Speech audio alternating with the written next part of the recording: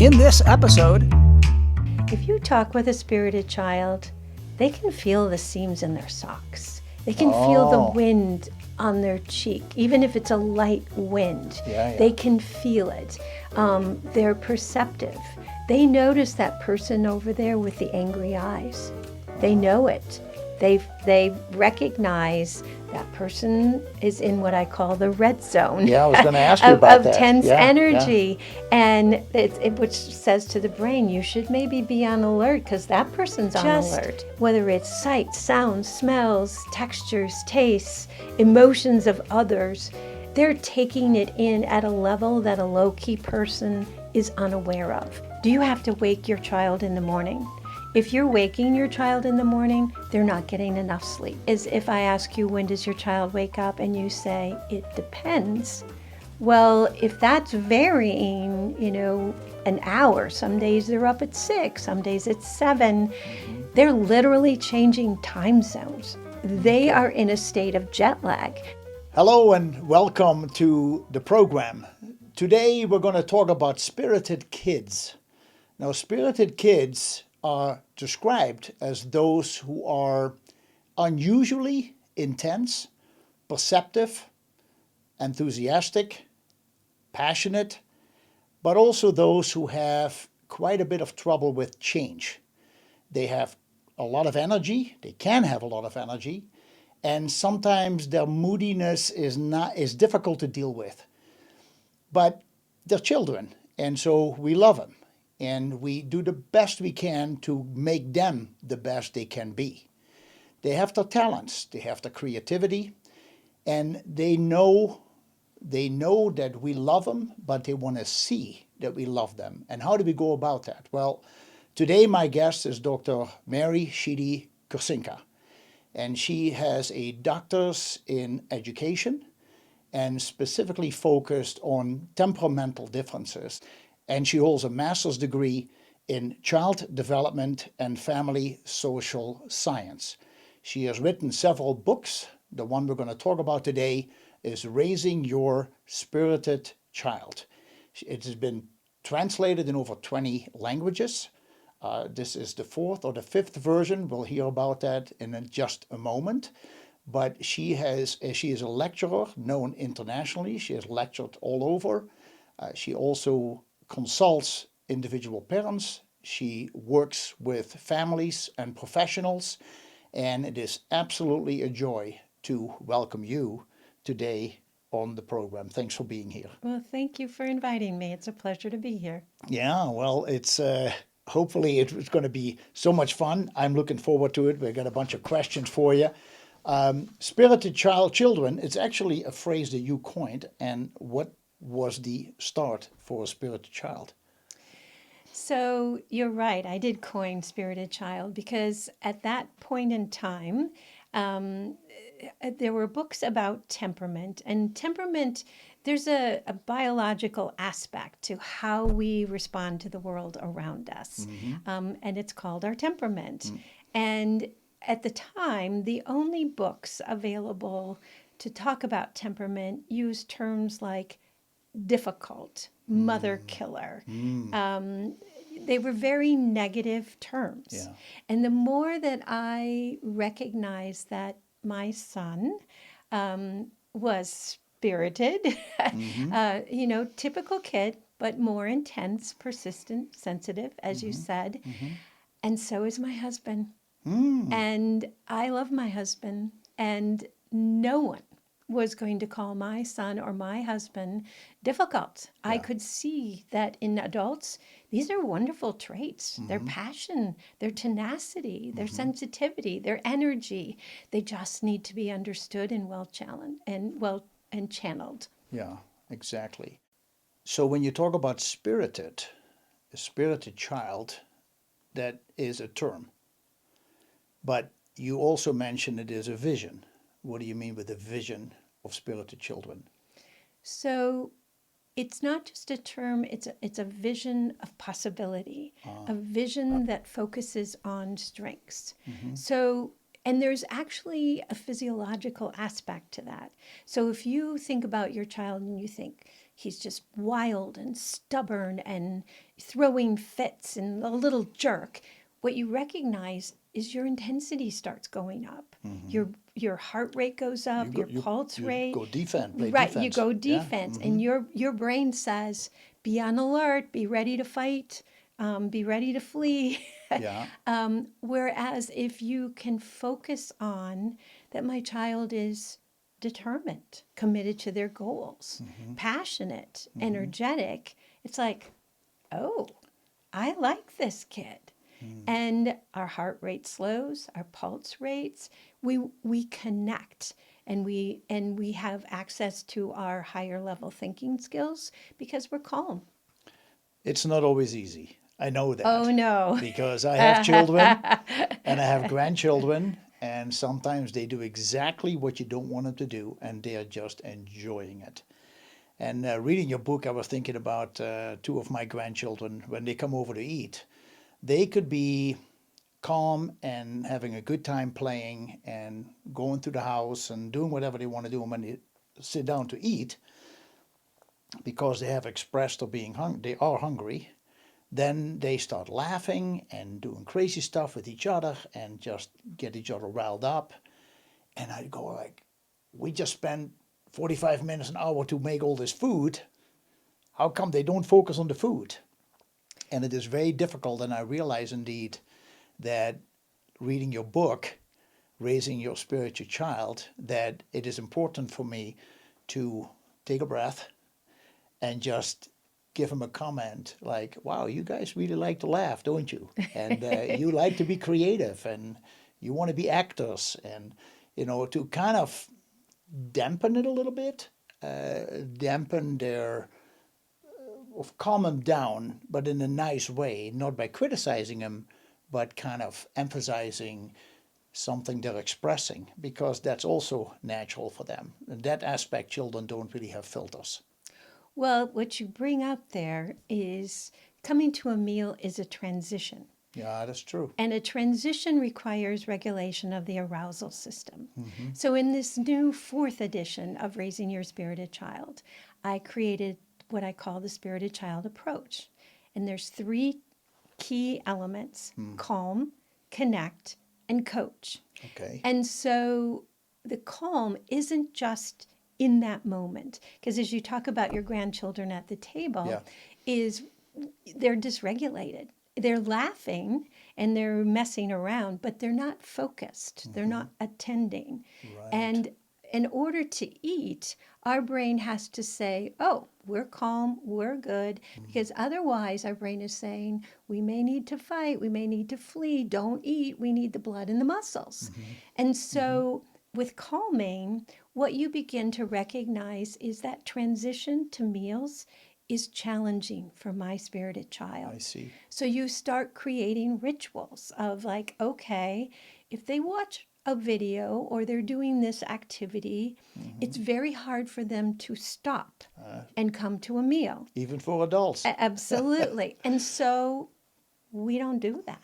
Instead, we might say, okay, you've been outside or you've been on your video. Now come in the kitchen and help put the meal on the table or help to cook the meal. And so we create a transition that calms that arousal system. Right. So when they sit down to eat, they're ready to eat. That's very helpful.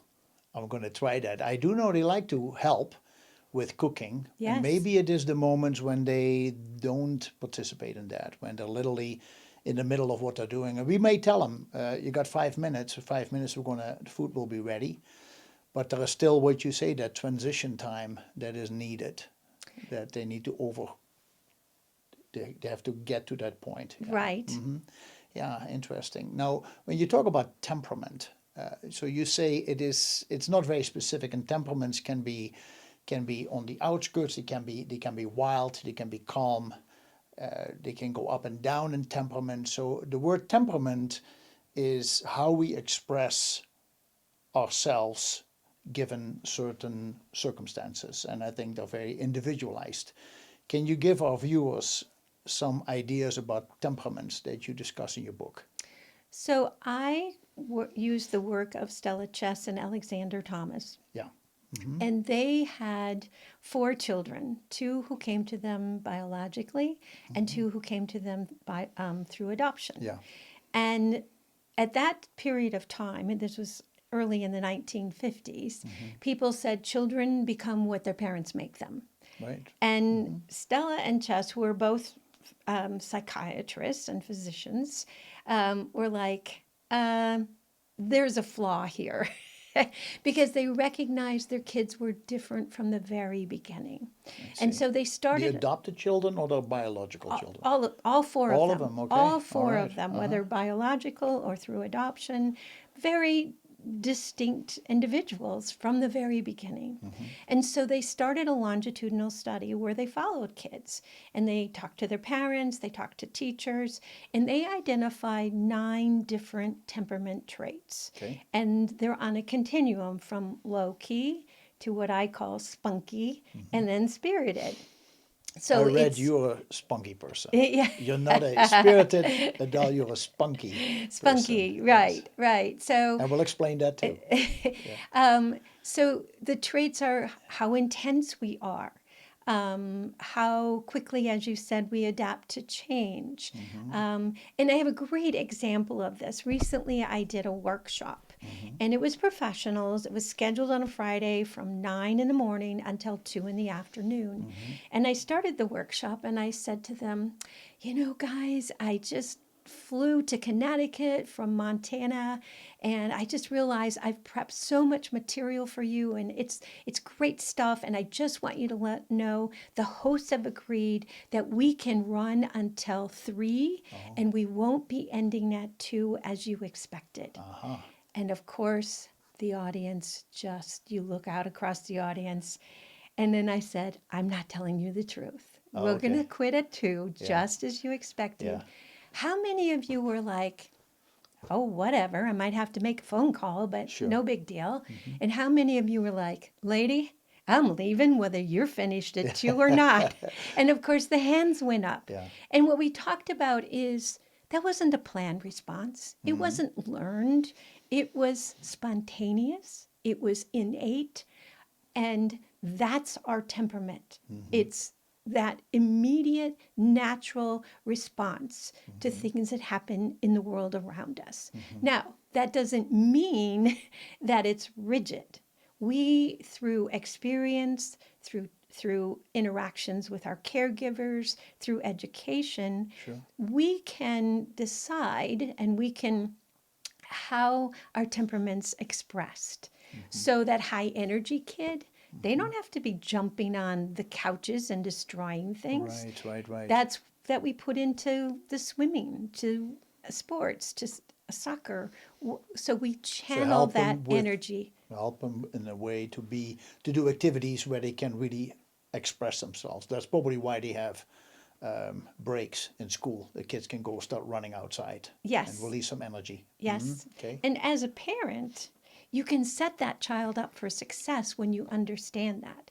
So if we go back to transitions, like we were talking about earlier, and the energy, so often a very difficult time is getting ready in the morning. It's morning wars. Yeah. You know, you ask them to get dressed, they're not dressing, they're doing something else, they're complaining. And so when you can recognize we do this every day, so let's create a predictable routine that moves you through it, reduces the frequency of transitions, and helps you get what you need. Yeah. So for example, if the kids have been allowed to wake up, go downstairs, turn on the TV, start playing a game, whatever, and then we say, go back up and get dressed. Yeah. 1, we've just surprised them. 2, it's a transition that requires regulation. I see. And so instead, we create a ritual. We see. wake, we dress, we toilet, we brush hair, we brush teeth before leaving the sleeping area. Okay. Then we go directly into the kitchen. No video, no electronics to turn off. We involve them in preparing the meal so they're calm enough to eat. And because the morning now went so smoothly, before we go out to the bus or before we get in the car or as we get ready for the bus, we've got extra time for that high energy child to run around, to to pedal, to push, to Yeah. run, to jump, to climb. And so they get those natural endorphins. And now we put them on the bus or we put them in the car Yeah. and they're ready to focus at school. You talk about this makes a lot of sense. I am concerned personally in working with parents and children when I see them, their breakfast routine. Ah, And I feel that everything you say is absolutely true because you know it's true. But when it comes to diet, I don't need to go deep into diet, but I do believe that many children run out the door with literally a waffle of cereal, sugar in the brain that somehow needs to get burned off. And so when they get to school, then they are running around with their friends a little bit. They go in the classroom, and by 9:30 they're pooped out. And then they need to have a break or they need to have a snack to get that sugar back up. And so, do you talk to parents about suggestions for breakfast to make sure that the child gets out the door okay? And I bar here that children don't have certain allergies to food, but do you often suggest and talk to parents and children about that? absolutely. And I'm so glad you asked that question because the diet really matters. Yeah. I use the work of the Satter Institute out of the University of Wisconsin. Okay. And they recommend serving 6 mini meals a day, each including a little protein, carbohydrate, fruit, vegetable, and fat. So you're right. The cereals, there's not enough protein, there's not enough fiber Yeah.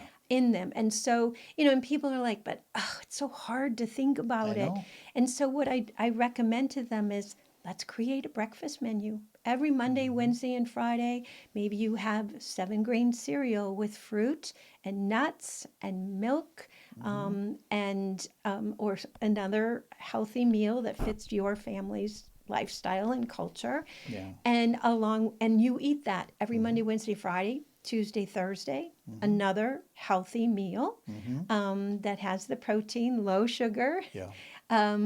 Saturday and Sunday, if you want more flexibility, fine. But when you create a breakfast menu, one, everyone knows what to expect, Yeah. so they don't get to the table and go, I didn't want that. But also, you can create jobs. And even the 2-year-old can begin to carry something to the table. The 4-year-olds can be, washing berries, peeling bananas, slicing with a butter knife. Yeah. Older kids can be whisking eggs or whatever it might be. Exactly. And so breakfast actually becomes this point of calm connection before we separate. Yeah, it doesn't have to be a chore. It No. can be a fun experience that you do together as a family. An egg has 7 grams of protein. Yes. And I notice indeed that when, in our case, the grandchildren, or even myself, if I wouldn't have some protein for breakfast, I always do eggs for breakfast. But then I'll be hungry. Excuse me. I'll be hungry in 45 minutes, an hour maybe, because sugar goes to the brain, and then the brain gets active, but the body doesn't get what it needs. And then the body starts to revolt and you get hungry again. Right. So it is, I think that one of the issues that teachers have also in school is that when they have recess, like say lunch recess, that many children are so eager to go outside and play that the lunches are a very quick grab of whatever's on the menu. And I have to say, I've been to schools over here, and I think they have a very nice selection of food choices for children. And I do believe there are some people working in the kitchen making sure that the children take everything. And so when they actually sit down and get the proteins and get their little bit of a snack before they start running outside, because if they don't, they grab the pizza stick, they run outside and they play, and then they realize when they come back in the classroom, like, oops, I'm hungry. And then you got several hours to go, and then many times in fifth period, teachers are losing it and children are losing it. So, and then I say too, school is out, at 3:15 or so. And then if children haven't eaten enough, then they got to wait for the bus, or which means they may be in the bus for a half hour, 45 minutes before they get home, and now they're really starving. Or they have activities after school and they got to rush to the activities, so they don't have time to eat.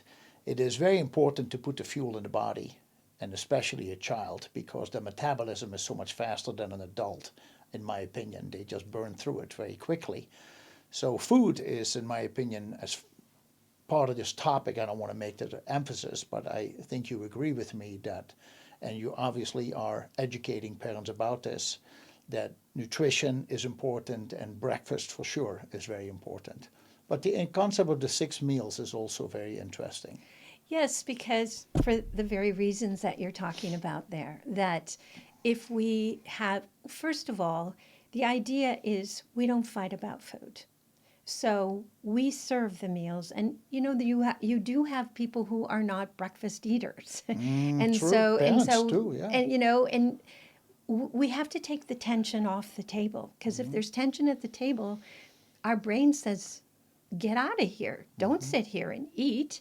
And so we got to take the tension off the table, and if they choose not to eat, the key is we know that 2.5 hours later, or just a little bit of time later, and maybe if they don't have snack at school, then it's before they get into the car or they go out the door. We do, again, give them not crackers, not a sugary snack, but we give them some protein, Yep. again, a whole grain carbohydrate, or and fruit and vegetables, so that they have the option. And you also don't want the blood sugar drops, because as you're Correct. talking about with the sugar, is you get the high, but then you get the low. Absolutely. And with 6 mini meals, then that keeps it even.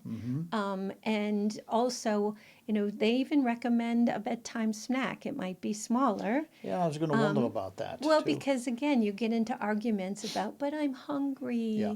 or I'm thirsty. And if then having a bedtime snack before you get ready for bed, that's the beginning of your sleep routine. Then you can say, you've had your drink, you've had your meal, let's take some deep rests and help you settle for sleep. Yeah. That actually breaks me up to a point, because to see how the children wake up in the morning ready for the day, it depends how their sleep went at night. Do you have, besides the food, do you have specific suggestions that you have seen over all your decades of working with this? What is a good, is there a certain ritual, if I can call it that way, for sleep that you recommend? Because sleep is very important. Sleep is foundational. I hear you talk about it regularly. So. I wrote an entire book about sleep. It's called Sleepless in America. That's right. Yes. Sleepless in America. Yeah, it is found. I mean, you can't manage emotions if you're exhausted. Yeah. So the first thing I always ask is, do you have to wake your child in the morning? If you're waking your child in the morning, they're not getting enough sleep. That is 100% red flag. They're not getting enough sleep. I see. The other thing is, if I ask you, when does your child wake up, and you say, it depends. Well, if that's varying, an hour, some days they're up at 6, some days it's 7, they're literally changing time zones. They are in a state of jet lag. Their brain doesn't know when to sleep and when to be awake, and it disrupts our sleep. So the first thing is knowing, how much sleep does this child need? Okay. And many people don't understand that a preschooler, even kindergartners, occasionally first graders, still need 11 to 12 hours of sleep. Wow. So if that child has dropped a nap and needs to be up at 6 in the morning, so that we're not rushing, because rushing, again, triggers the arousal system, is they have to be lights out between 6 and 6:30. That's hard to do. So if they're younger kids, we're going to try to put the nap back in. If we can't, then we have to figure out how in your family can we get this child to bed so they get the sleep they need. But it's not just bedtime. A good night's sleep begins in the morning. Okay. So, number one is a regular wake time, keeping it within like about a 30-minute window. Okay. Now, we need more sleep in the fall and winter than we right. need in spring and summer. I think it's natural. It A is. lot of people crave it, even adults. Well, it's dark. Yeah. Our body says, it's dark out Yeah, there. like the chickens, they go we to should sleep. sleep longer. Right.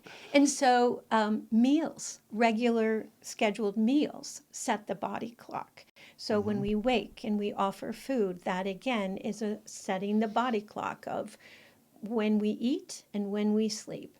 The other thing is exposure to morning light, which is also why I really include, stress that importance of, if possible, get them outside before school or at least sometime in the morning to get exposure to morning light. If that's not possible, I see. it's like get the blinds open, make the table close to the window so we at least get light exposure.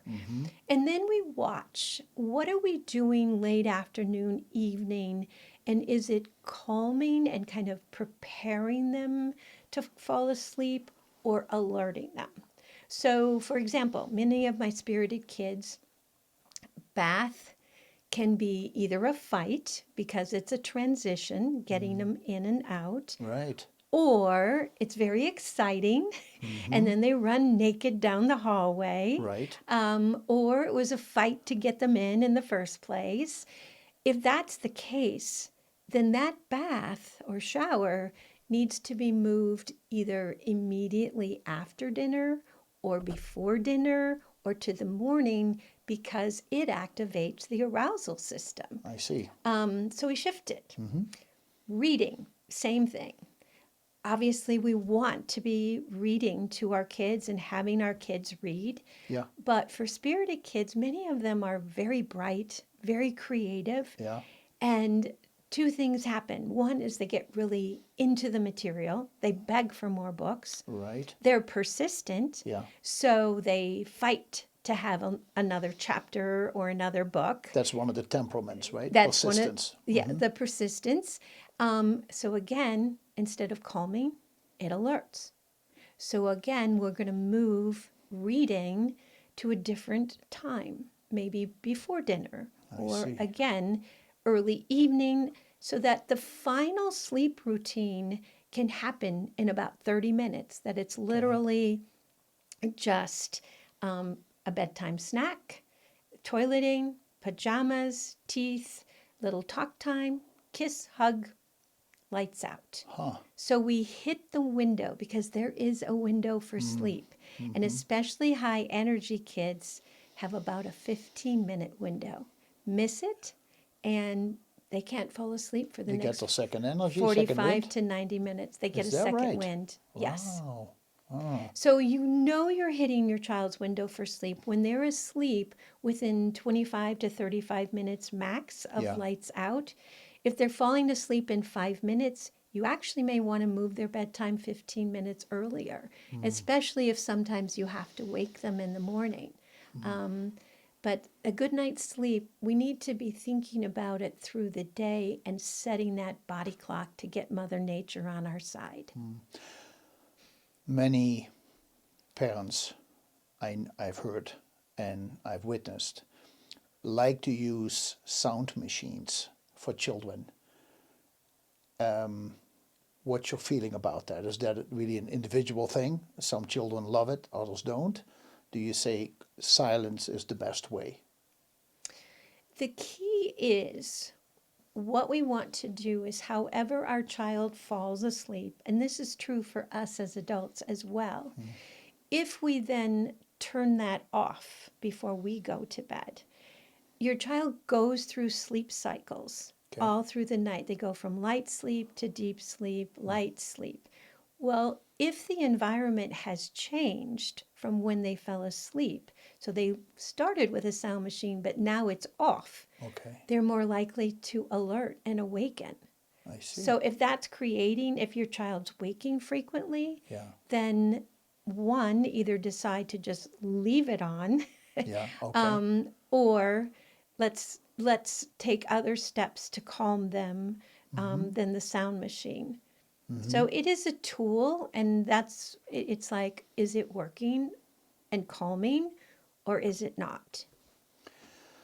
I've heard parents who use weighted blankets, heavier blankets, even though that is also more recognized for children with more anxiety.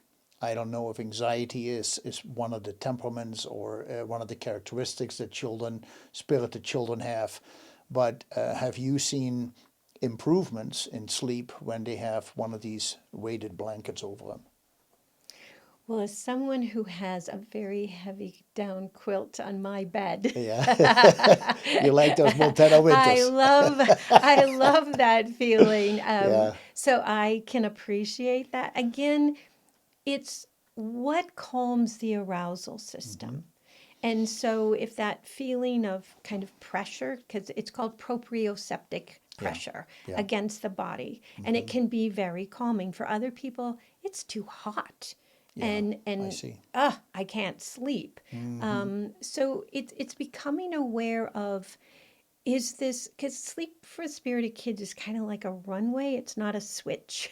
Okay. And it's like, is this bringing down the is it calming the arousal system, or is it alerting it? I And see. we want the things that calm so it's easy to slip into sleep. Interesting. I like to wear a mask over my eyes to keep the room really dark, even though our bedroom is north side of the house, so it is already pretty dark in this neighborhood. But I feel it's darker. Is a mask for children, is that too much? Or do you say leave it out? But I think that darkness, making a room very dark, would be very calming and helpful. Well, the key with the dark and how we get it, obviously, depending on the age of the child, for a very young child, we wouldn't use a mask because of Yeah, safety sure. concern. Yeah, But we could use dark out shades. correct. And if you have a child who is temperamentally very perceptive, and there's just a little bit of light on the edge of your blind, they'll focus on it and stay awake. So we do want to have dark.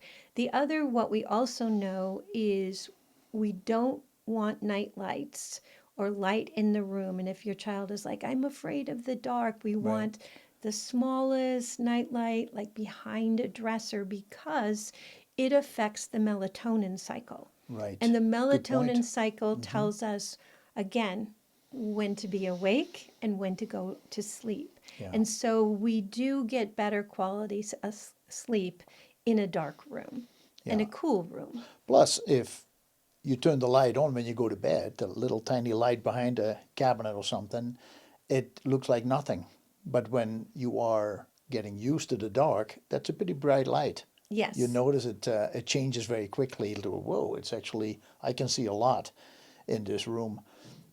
Children like to, I think, having a bedroom that is organized and clean, and I would say, but well, in a way, you say they don't like change. So if children are used to a messy bed, then I guess if that calms them down, you leave the messy bed. But at the same time, I have a feeling that if the bed is made and that it is organized in the room and the room feels the energy in the room is calm, I think that would help the child. What you're talking about is serenity, Serenity. serene space and calming space. Yeah, And so, what calms this child? yeah, And you're right, clutter actually can be agitating. And again, if you have a highly perceptive child and, my toy is over here, or for older kids, my phone is here, right. it's going to disrupt their ability to fall asleep and stay asleep. We do not want electronics in the bedrooms. Okay. So they need to stay in No the alarm kitchen. clock, nothing like that. You could have a clock, but again, I would tend to turn it against the wall so that Okay. that the The bright light is, light. Mm-hmm. but or again, just be cognizant of the placement. We can use clocks to help younger kids know, because there's clocks that turn green or the sun comes up when it's time to wake up and Right. get up in the morning. Right. So it's a tool and we can use that. But the bottom line is we don't want text messages. We don't want a cell phone flashing. We don't want a television because, again, watching a show can push us past our window for sleep. Right. Plus, again, the light exposure can trick the brain about the melatonin cycle. So we want that calm, low stimulation, and for the perceptive child to help them shut down because they notice everything. In the introduction, I mentioned that, and you have already talked about it, the change they have to go through, and it can be that a child, let's say this last Saturday, there was the downtown Christmas stroll. If a child, a spirited child, would be there, the tremendous amount of people, all the different lights, the noise, that can be for a spirited child much more overwhelming.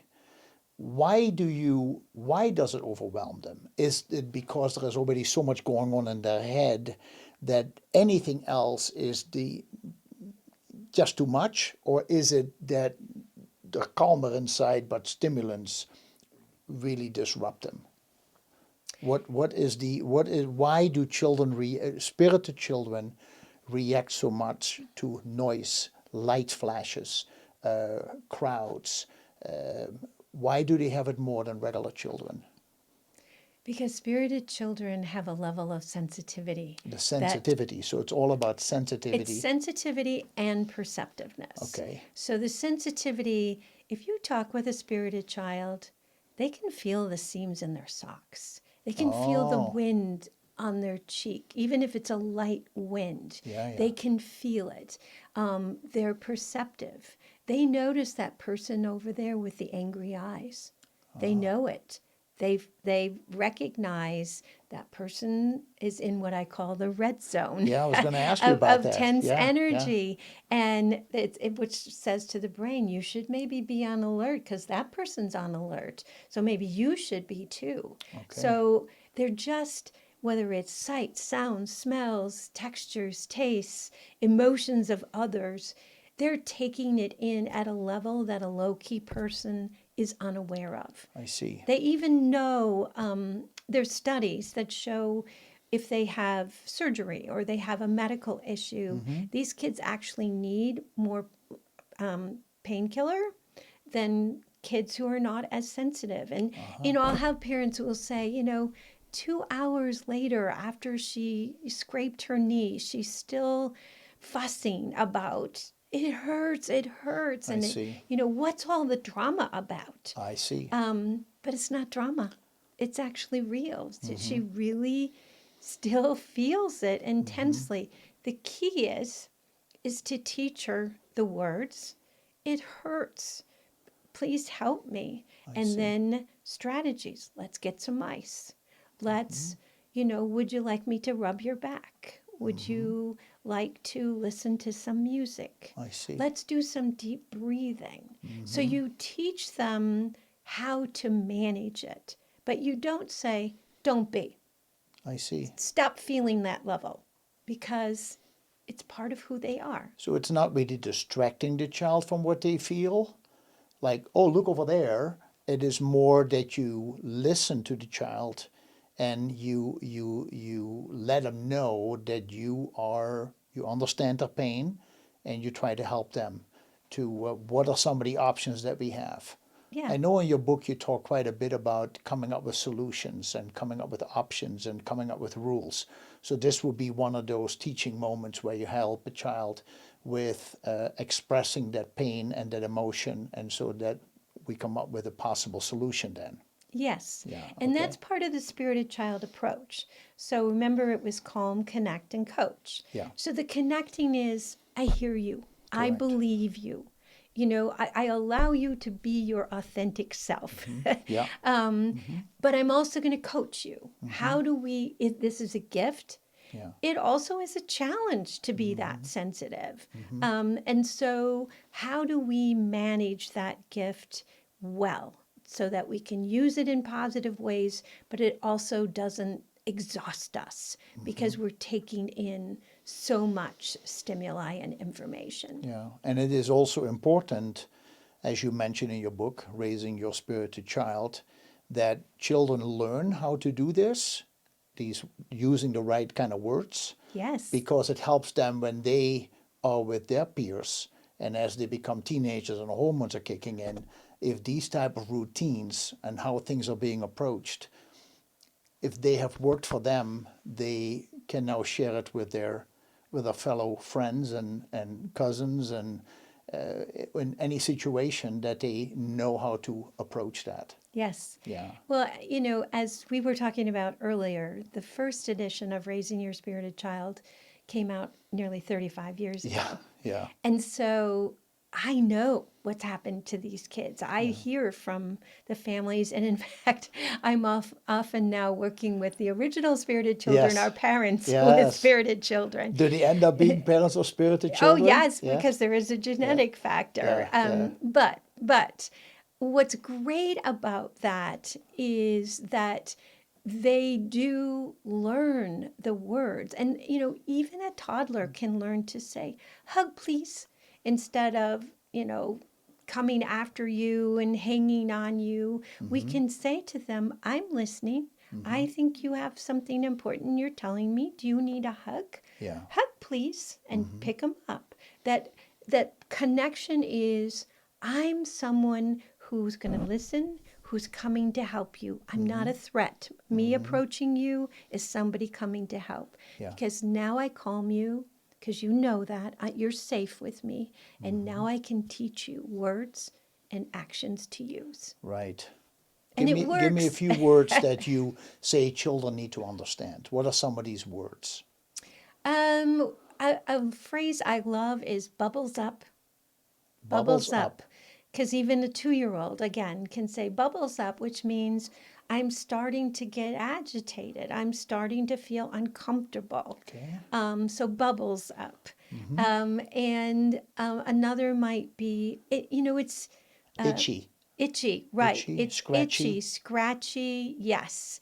That was a surprise. You know, one of the stories I tell is about my daughter coming home from school, and I met her at the door, and I said, Christina, don't even come in the house. I've got a snack for you. We've got to jump in the car. We've got to go to your grandparents' house. You know, we got to go. And she stops in the doorway, and she looks at me, and she goes, but mother, you didn't transition me. Oh, look at that. And then she got in the car. I see. Because she had the words. She knew what a transition was. And yes, I had surprised her. But when you name it, then you can manage it. Yeah. You name it so you can tame it. Yes. Yeah, that's right. We already touched on red zone, green zone. Can you explain a little bit more about it? I understand the concept, but how would you explain it in the aspect of the spirited child? So the red zone, and again, this is true for all of us. Sure, yeah. It is with inside of us, we have an arousal system. And in our brain, it's constantly scanning, are we safe? You know, is everything okay? So when we start to get dysregulated, that our brain for some reason is saying, be on alert, we need to be cautious here, we might need to fight or flee, is we go into the red zone. And the challenge with the red zone is that you go into a reactive, you're in the lower brain functioning of survival.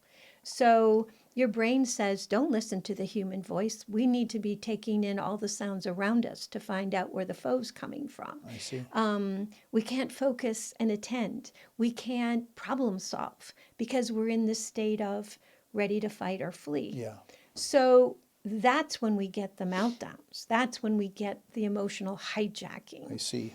So we want to make it a priority to come to the right energy level for the situation, kind of this green zone of calm energy where our pulse rate and our heart rate are just steady. We can look you in the eye. If you notice when your kids start to get upset, they won't look at you because their brain is saying, "Don't look." That could be seen as a sign of Right. aggression. Right. Okay. They stop listening. They can't hear you. And they actually physically cannot hear you because they're in that red zone.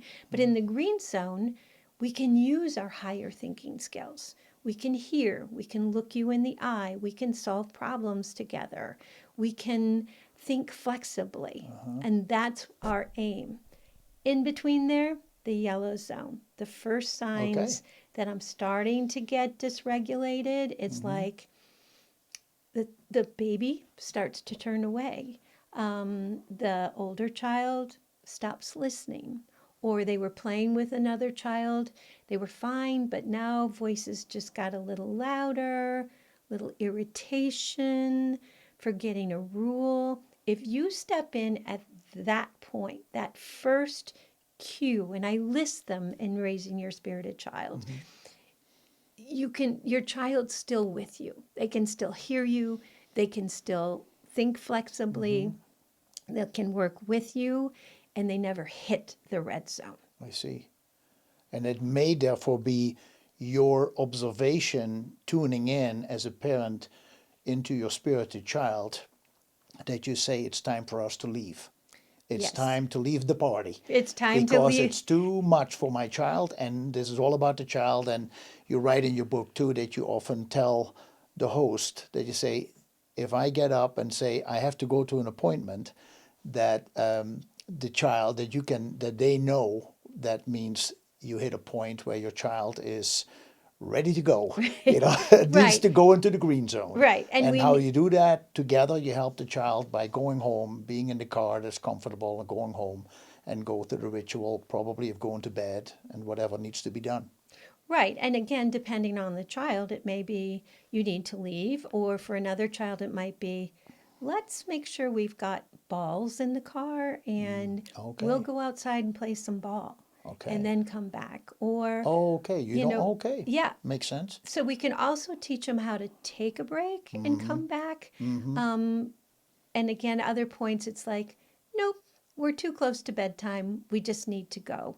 And you leave while they're still successful. It feels so much better Yeah. than, When they dragging hit a tantrum. a screaming child out the door. Yeah. Some of the characteristics I feel as you describe them confuse me a little bit. The spirited child with a child with OCD, or a child that could have an ADHD. And when I talk about ADHD, from what I've read, there is the typical ADHD, which is a child or person who is very smart, but they cannot sit still. A creative ADHD is very smart, but they cannot turn the brain off. And then you have a mixture of the two, which at times can also express itself through dyslexic behavior.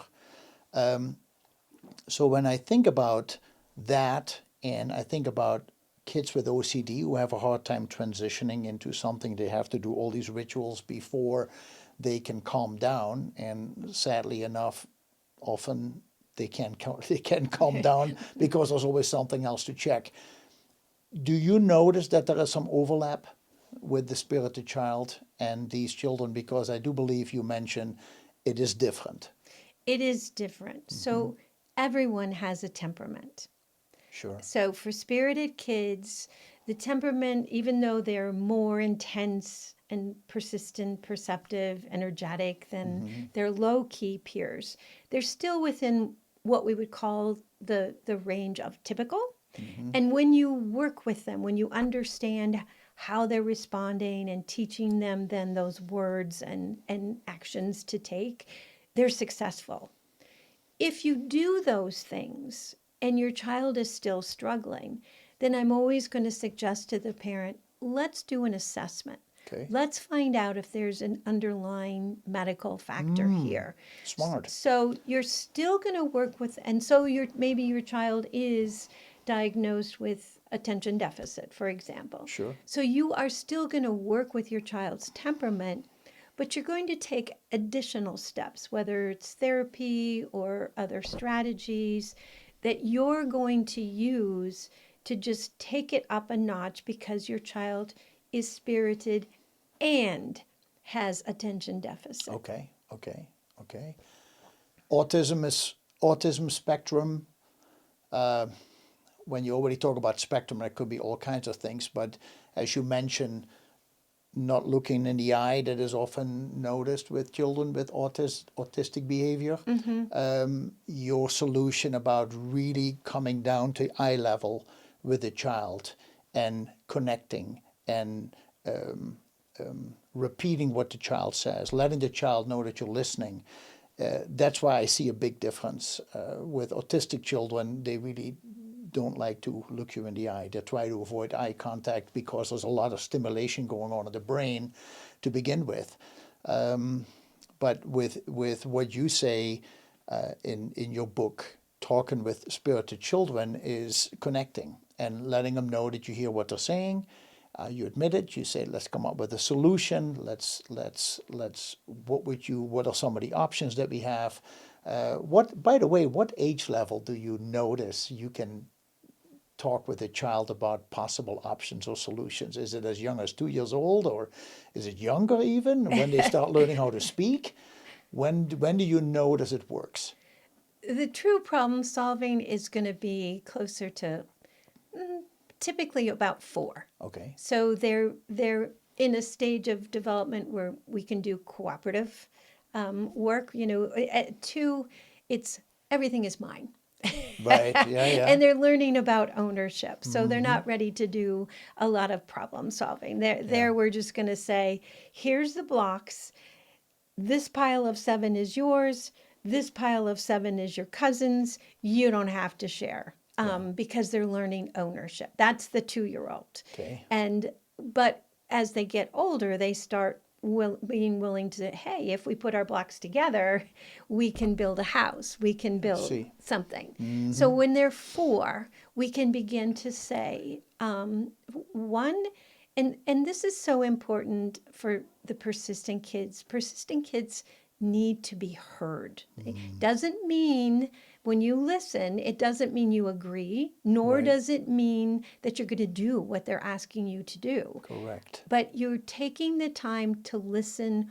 What are you feeling? What are you needing? What's important to you? If I feel heard, my arousal system calms. Okay?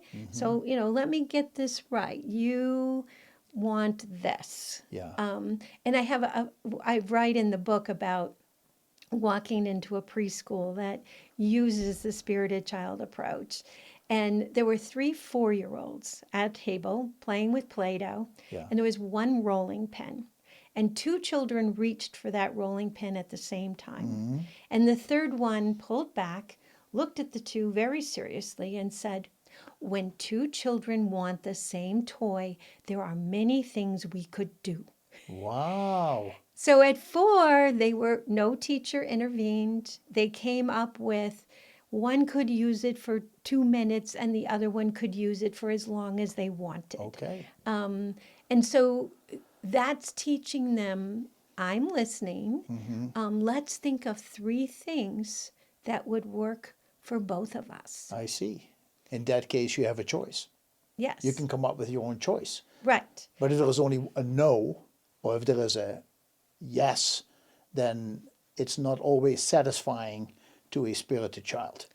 Well, because they want to be heard. Yeah. And the thing with the problem solving is if you teach a preschooler how to become a problem solver, when they're 16, they are amazing adolescents. Often our spirited kids actually are easy adolescents because when they were younger, as a parent, you were forced to teach them how to manage big feelings. Right. You were pushed to teach them problem solving and flexible thinking. So now as a 16-year-old, they're beyond their peers in emotional intelligence. they're easy. They're actually easy Wow, adolescents. because they learn how to verbalize themselves. Right. Because I think that's many of the time while we have these cropped up emotions that come out as an explosion because we haven't gone through the steps of being heard, Right. right? Don't you Right. think so? Oh, yeah. And again, if we start to really focus in on, you know, what's important to me, what's important to the other person, instead of positions of, yes, you can, no, you can't. But, well, what about this is important to you? And then all of a sudden it's like, oh, there's many different Yeah. solutions that we both can say, this works for me. You talk about negotiation in your book, and some parents are watching this and say, no, I'm not negotiating with a child. I'm the adult. I know how life works. I know what the next step is going to be when I give in, or there's no negotiation. It's like my law, my will. What would you tell them? Why is negotiating important in a child? How do you describe negotiation with a spirited child? So, first of all, I'm going to affirm to that parent that you are the parent. Yeah. And there are situations where you absolutely do say, no, we are not doing that now. If it's a safety issue, it's Oh yeah, disrespectful, it's you bet. hurtful, Yeah. we are going to say no. And so, first of all, I'm going to affirm is that there is absolutely a time to say no, to be the adult. And even with adolescents, sometimes an adolescent is saying, well, I want to go to this movie and it's an R-rated movie. Yeah. And actually you can see it in their eyes that they don't really want to, but their friends are all going. Ah, okay. And so, I'll say to that parent, well, just look at them and say, do you need me to say no? And Really? you give that adolescent an excuse to be able to go back to their friends and say, oh, I'm going to be grounded for the month if I go. Yeah. So I can't. I My see. parents I are see. being so mean. Yeah. And to be that person that gives your adolescent the out. So we need the no, we need the clear limit. And when you follow through, when you say, hey, you can watch the video before dinner, but when it's time to turn it off, if you argue, then you have decided that tomorrow there is no video I see. before dinner. And you forewarn them, you say, hey, time to turn it off. There are consequences. They start to argue, and you say, remember, Yeah. you just decided, I hear you arguing, you just decided no video tomorrow. But it's not fair. Right. And Yeah. that's where they say, but just, I'll do it, give me one more Yeah. chance. As a parent, when you say, no, you made a decision, you knew what would happen if see. if you argued, and you decided. What we're teaching our children, first of all, is number one, is no matter how we're feeling, we can make a decision about how that will be expressed. And secondly, and I think most importantly, what you actually are teaching your kids is that I, as the adult, will do what I said I would do. You can count on me. You can predict my reaction.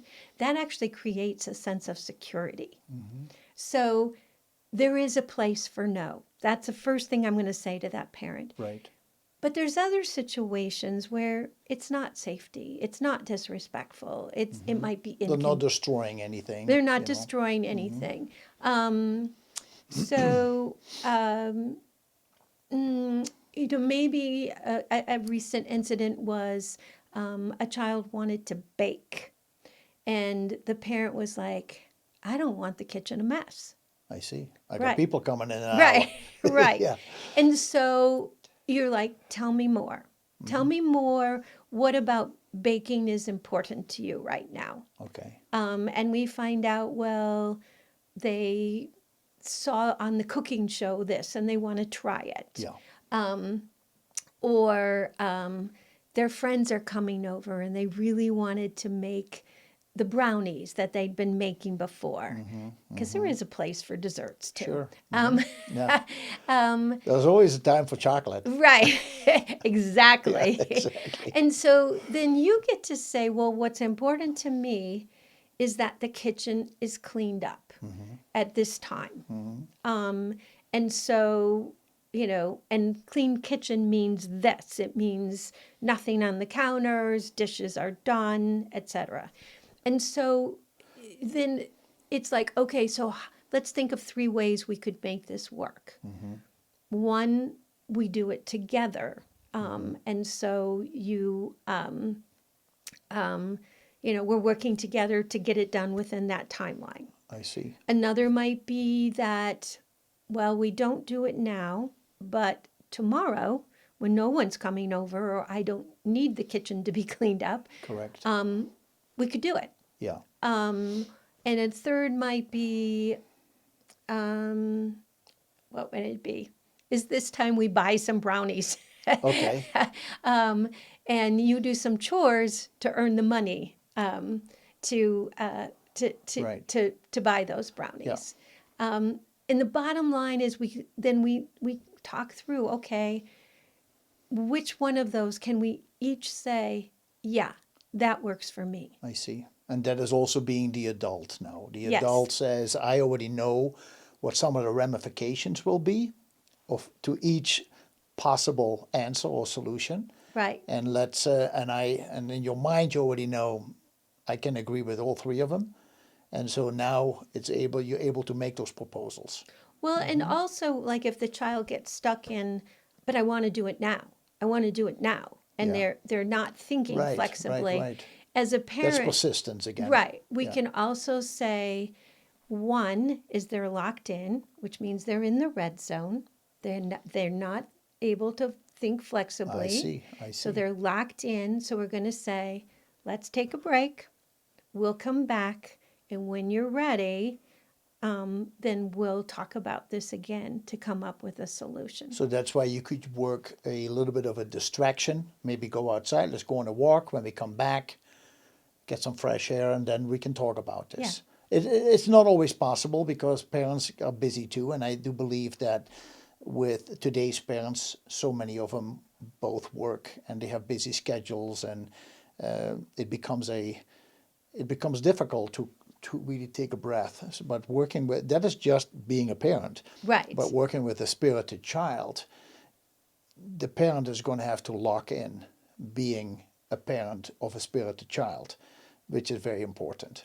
Well, and that's where we go back to having those routines for the major transitions. Yeah. Like, it's time to get ready to go to school. And they say, I want to make brownies. Correct. Correct. You're going to say, no, we're not doing that now. And we have a very predictable routine that we go through in the morning, and the child knows. Which is important for the parent too. Right. It's you have to discipline yourself in a lot of things that you do as long as the child is awake. Right. Right. And I heard you say in one of your interviews that creating a schedule, a visual schedule that you maybe pretty large and that you color and you put it in maybe together with the child, that you create a schedule for the week or for the month or however you want to do it, so that children can also, they can look at that schedule and know exactly what is coming up, right? That is very helpful. Yes. Routine is important for them. Routine is important. Yeah.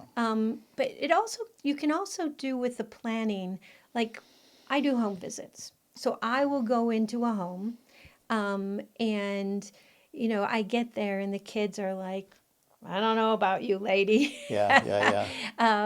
And so I'll say to the kids, do you want to know what's going to happen while I'm here? And I just take a piece of copy paper out of my briefcase and put it on the table with a marker, and I draw out like a cartoon strip, like 5 frames. And I say, okay, right now it's 2:00. And in the last frame, I put 3, a clock with 3. But look, there's 2 empty frames right here. So what's the first thing you would like to do while I'm talking with your mom and dad. And they get to decide something that they can do. And when you're finished with that, what's the next thing you want to do? And so we do that. And so we read it. It's 2:00. First thing you're going to do is play with Legos. When you finish with that, you're going to listen to audiobooks. When the clock says 3, I'm going to leave. And then I take a color timer and I set it, and you can see the red disappear so you know how much time it is. Okay. When I do that, even a 3-year-old will go off and play while I work with their parents for 45 minutes to an hour. But you have a very calming voice. So they'll listen. I would listen to you.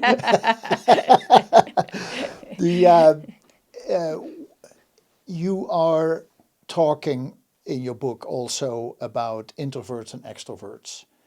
And I have a basic understanding what an introvert and an extrovert would be. It is funny that I did the quiz, and the quiz in the book, and my wife would always say I'm the extrovert, which I can see. But my wife always says she's the introvert. The funny thing was that I had actually quite a bit of introvert qualities and she had more extrovert qualities. Not by much, we were just tipping the scale. So it was interesting. But so understanding introvert, extrovert, how would you explain a spirited introvert and a spirited extrovert? Well, first of all, as you just described, is that being an introvert does not mean that you are socially unskilled. Correct. You can be a highly socially skilled introvert. The difference between an introvert and extrovert is about where we get our energy. So extroverts are energized by going outside of themselves, interacting with people, exchanging ideas, doing things like that. So that's the child who comes home from being at school and says, "Who can I play with?" Right, and talks your ear off. The introvert can be very social, can be the leader, but afterward, they're drained. They need quiet. They need space. They need downtime to recharge. And the key to me is not even so much kind of putting ourselves into a category of introvert or extrovert, but what do I need right now to bring myself to the green zone of calm energy? Okay. So we become aware that, again, like if for the holidays or, if we're going into a group activity, the introverts are going to be ready to leave before the extroverts. So we need to make a plan.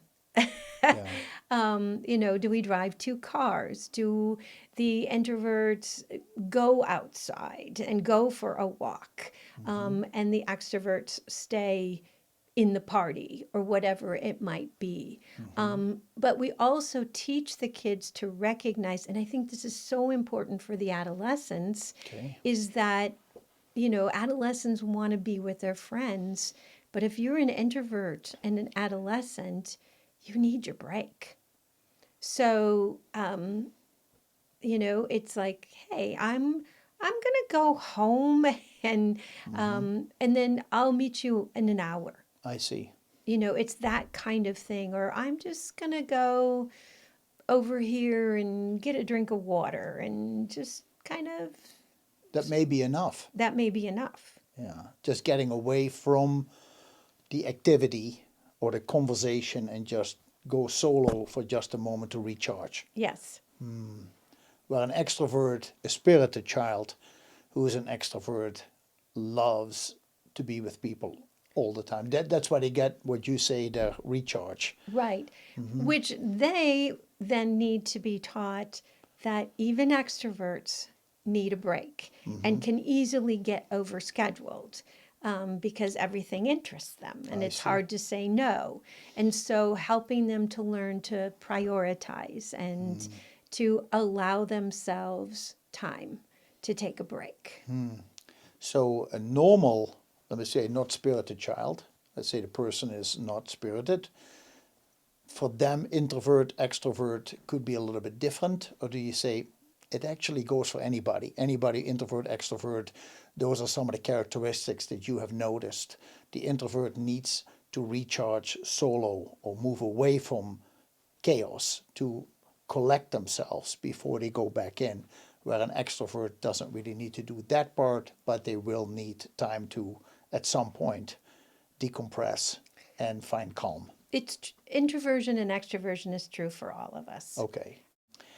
As a parent, as an adult dealing with spirited children, we are the adult in the room, but an adult needs to adjust their own life, I feel, and it is only positive. It is not negative, because you can help eliminate a lot of headaches, right, Yes. in the long run. But a parent needs to take care of themselves in order to handle a spirited child, because the how you call it, the extremes that a spirited child can express itself in is something that a parent also needs to be able to. You need to absorb it. You need to do something with it. And then you need to turn that around and help the child to be the best they can be, right? Right. So what are some of the suggestions you have for parents to get themselves ready for that?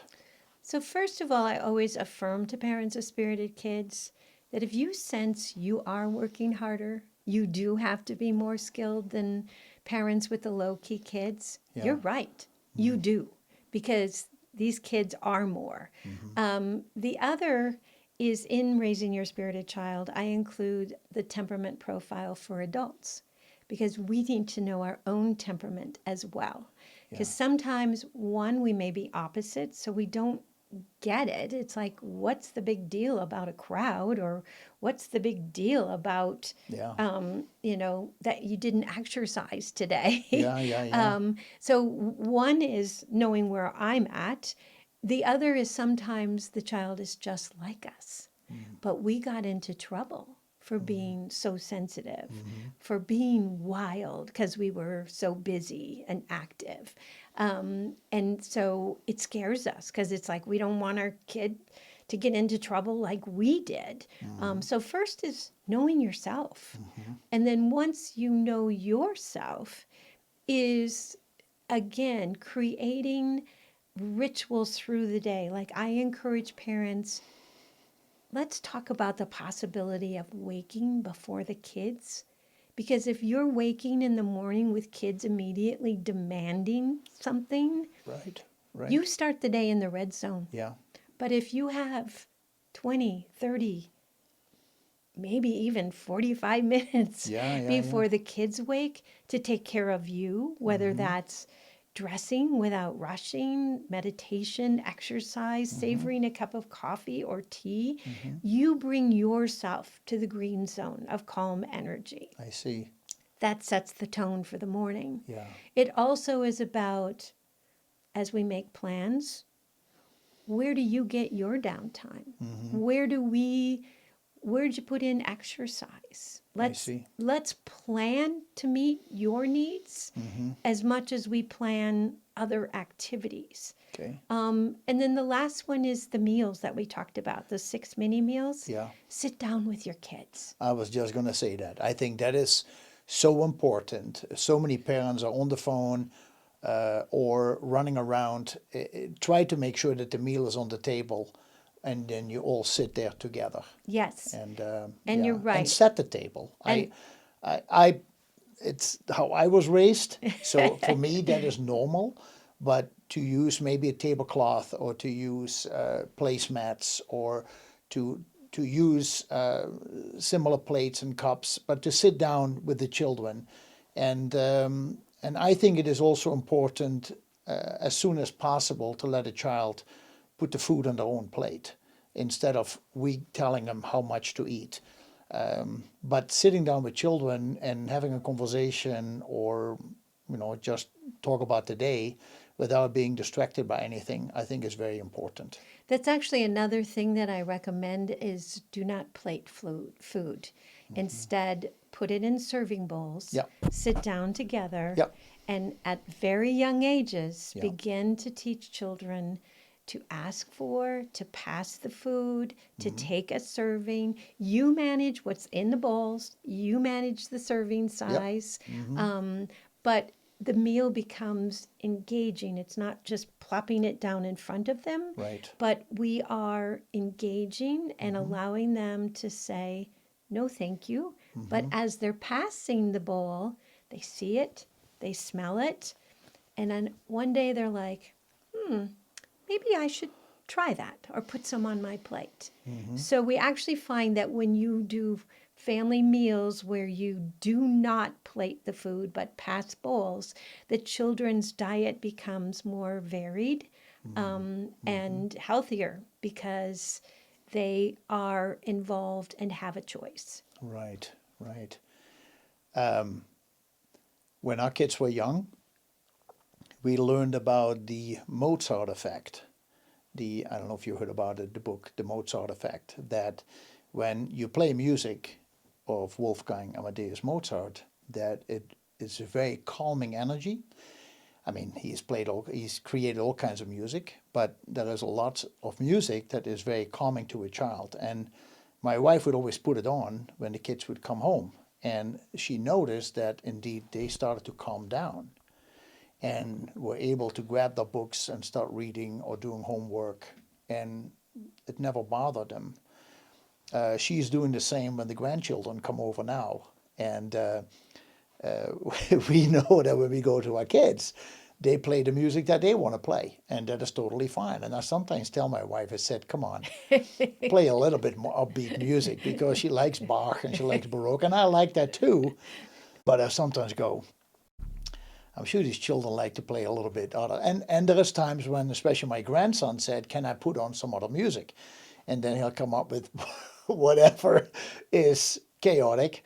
But I do believe that music and rhythm really has an effect on a child even more than on an adult. Like we are tapping our hands or feet when we hear certain music.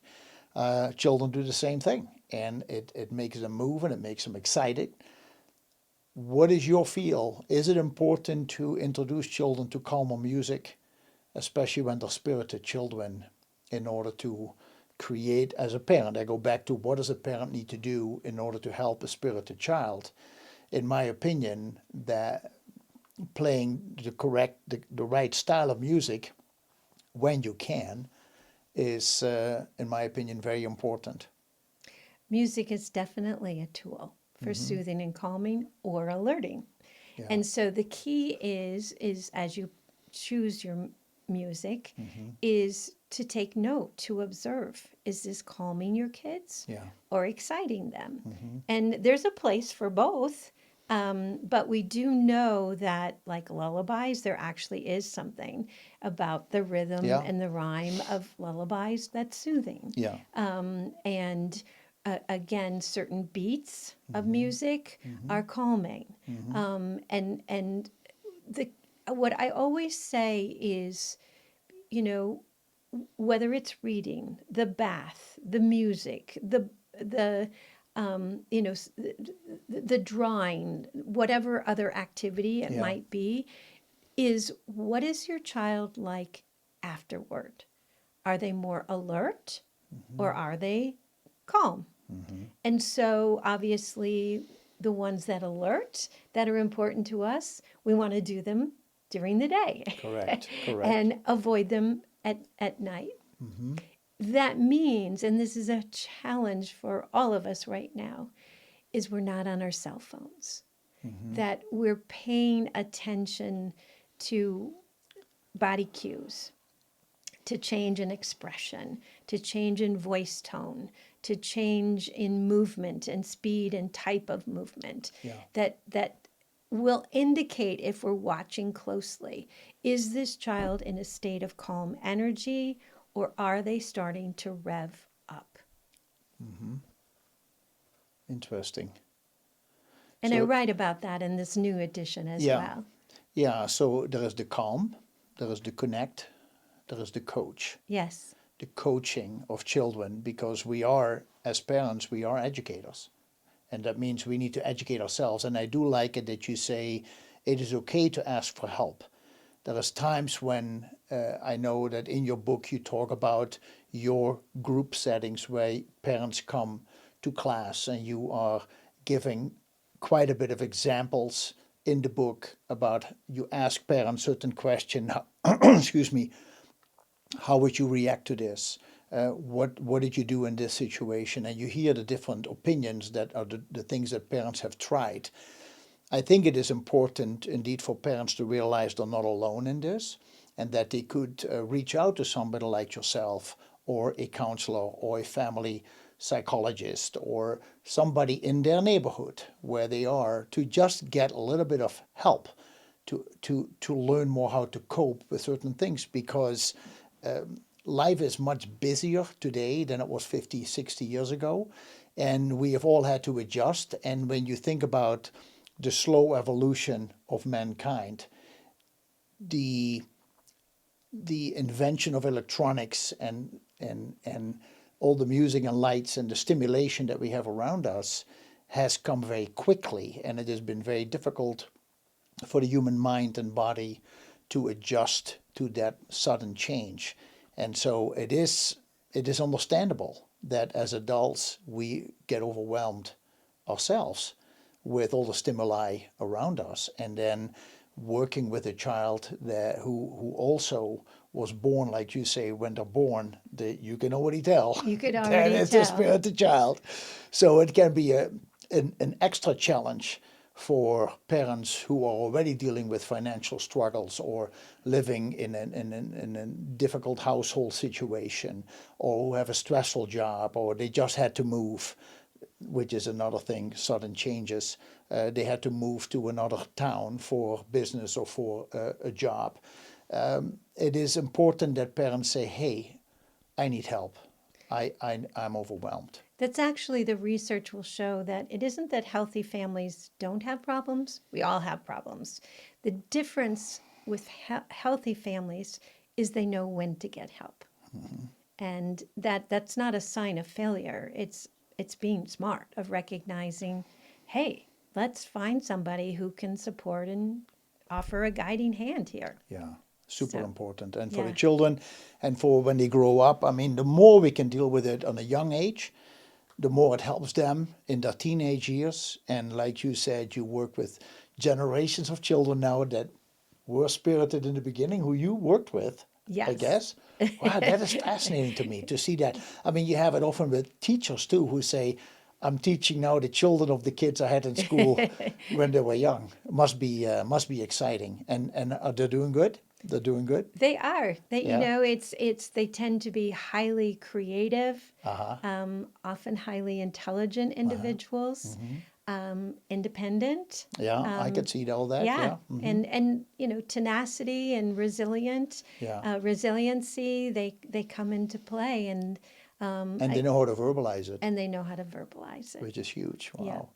So, Anything else that you want to add to today's talk? I think we've covered it. We covered a lot, didn't we? Oh, I know. The last thing Yes, that I will say is, please. in taking care of parents Oh, yeah. and taking care of themselves, is that the other thing I recommend is that after you put your children to bed, first of all, if it's an adolescent, continue to bring them a glass of water, to say goodnight, because that often is a talk time, especially for an introvert. So do make that connection at bedtime. But Right. once the kids are down, take the next 30 minutes for adult interaction. So if you're parenting with a partner, electronics off, sit down on the couch and just engage. Talk about your day, make that connection, and take care of that relationship. Yeah. If you're a single parent, reach out, preferably with a phone call, not social media, because we actually know that we feel worse after being on social media. Yeah. To connect with somebody who supports you and loves you and encourages you. And do that, take that 30 minutes for you, and to end your day with that sense of connection with people who love and care about you. I see. I see. Instead of turning on the TV right Yes. away. The TV is indeed something that numbs the mind. because you don't have to think anymore. Right. And that is what I've learned is why often people fall asleep, because they don't have to think anymore. The mind keeps them going. I always say the section above your neck is your coach. It tells you what to do all day long. And the section below the neck is your athlete, simply carries the coach around. And so when you come to the end of the day and you don't have to think anymore, then sometimes or many times we fall asleep behind the TV, and then it's difficult then to get up again and then get yourself ready to go to bed. Yeah, which is why I actually encourage parents to set an alarm on their watch or phone to start their own bedtime routine. Yeah. You say, I think, about half hour, 45 minutes, Before however long you take or however long you need. Right. But set an alarm and say, okay, I got to get ready to go to bed. Yes, so you're protecting your own sleep as well. And go to bed on time so that you're ready for your child in the morning. Yes, because a regular sleep time actually also sets the body clock and improves the quality of our sleep. Well, I hope all of you have learned a lot today from this lecture, from this interview with Dr. Mary Sheedy Kurcinka. And I highly recommend you get the book, Raising Your Spirited Child. Learn about yourself, learn about your children, and look at many of the options that you have to make this a wonderful life together, a wonderful parent-child relationship, and to see your child blossom. And for every parent, when you see your child blossom, you blossom, because you feel so good. Life is great. And so those are important things. Many times those are much more important than all the wealth in the world, if you find that calm and happiness inside and the gratitude that we have for our children, because they bring us so much. Spirited children, any child, brings us a lot of joy and a lot of passion and a lot of intensity. And it is good to have that in our life, because it makes us better people. So thank you so much for listening, and hopefully you tune in for another edition of Health in Focus with your co-host, Dr. Mary. Thank you so much for being here. Thank you so All the much best to you. for inviting me. Visit healthinfocusnow.com.